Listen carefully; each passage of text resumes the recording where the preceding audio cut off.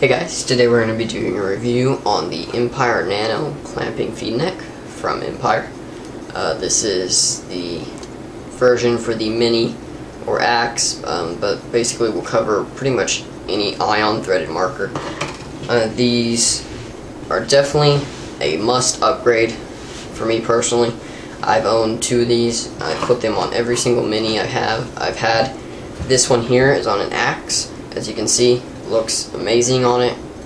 Just definitely low profile like they advertise. The installation of the Nano feed neck is very easy. The hard part to installing a Nano feed neck is uninstalling the stock feed neck.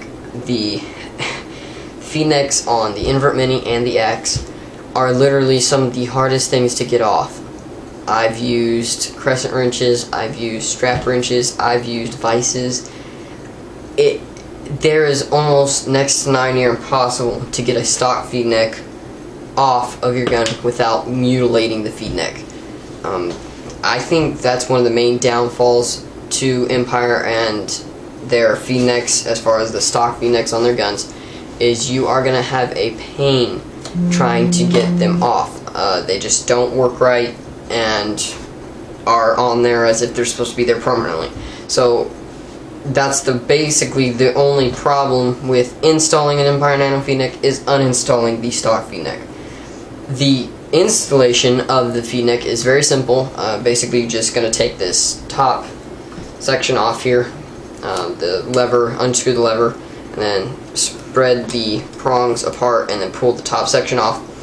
And then what you're going to want to do is you're going to want to take and just the feed neck itself, take and put some blue Loctite on it. I don't recommend using red. With this feed neck you basically can put blue Loctite on it, screw it on as tight as you can get it, and it's not going to move. So basically just put blue Loctite on the threads of the feed neck itself, screw it into the gun until it stops. Make sure not to cross thread it. If it doesn't go in easy at first, definitely recommend unscrewing it a little bit, making sure it's aligned perfectly, and then reinstalling it. Again, blue Loctite, basically just kind of turn the thing until it quits moving. It'll be a solid quit and you can't move it any farther. Then let it sit for about, I would say probably 12 to 24 hours. Then you can put another feed neck on it, or another hopper on it, put your feed neck lever and everything back on. I do recommend only using your hands to tighten the feed neck onto the gun, otherwise you can damage it. So installation is fairly simple compared to any other feed neck, but is definitely want to be careful in everything you do not to tear up your gun or your feed neck. The feed neck itself is probably one of my favorites. When you have a hopper in it, the clamp isn't a sudden, clamp and then jerk down and catch. It's just a solid all the way down. So it's tightening as you go instead of being tight, tight, tight, and then loosen as you get it clear down. The adjustability of it to where whenever you screw in the feed neck, wherever you need this to be, if you like it forward on the right side, you can do that. If you for some reason like it this way, to that, you can do that if you'd like. Just put it however you want it. But once you get it to where you need it, it pretty much stays there. Unless you're yanking on the lever itself, it's not going to move. And especially when you get a feed neck of your hopper in there, it's not going to move at all.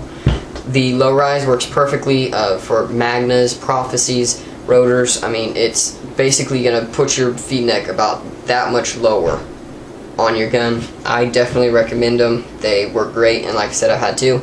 One thing I do want to note is I have actually installed this on an invert mini, taken it off an invert mini, and installed it on the axe. And it is definitely, when it comes to installation, I've yet to scratch this. It's very scratch resistant. I'm sure you could do it if you took a screwdriver, and just hammered it in, but otherwise it's very scratch resistant. I was definitely surprised by that. The overall quality of the packaging is just a simple clamshell package. Works great for what it's meant for, but nothing real fancy. These retail for, I believe, $30, $35. Depending on the store, I've seen them up to $40. I've seen them on sale for $20. Just really depends on what your store sells them for as to what they're going to cost. For the money, I definitely think it's worth it. I got a stock feed neck here. just to show you guys kind of a size comparison. Basically, you're looking at that much of a difference. Go ahead and stand up the gun here and show you here. Basically, I'm going to go ahead and stick this about where it needs to be, I think. And that's what size difference as far as the height difference you're going to be getting. So definitely a big improvement from the stock, but the stock is still usable, you know, if you need to. It's a great V-neck, but I definitely recommend upgrading the Empire Nano. Overall, I'd give it probably a 9 out of 10, just for the fact of its price. It is a little spendy, especially if you're looking for, you know, upgrading an invert mini or an ion for any vac. It doesn't really justify it, especially for an ion. But if you've got an axe, you know, and you just really like this V-neck, I definitely recommend it. So overall, I give it a 9 out of 10, basically just for the price, the reason for the decrease. Overall, excellent product, great job by Empire, and I would definitely recommend it to any of you Empire Mini or Axe owners out there. So thank you guys for watching. If you have any questions, please let me know. I'll gladly get back to you on those. If you have any other video ideas, I'd love to get those from you as well. So thanks again, you guys, and have a nice day.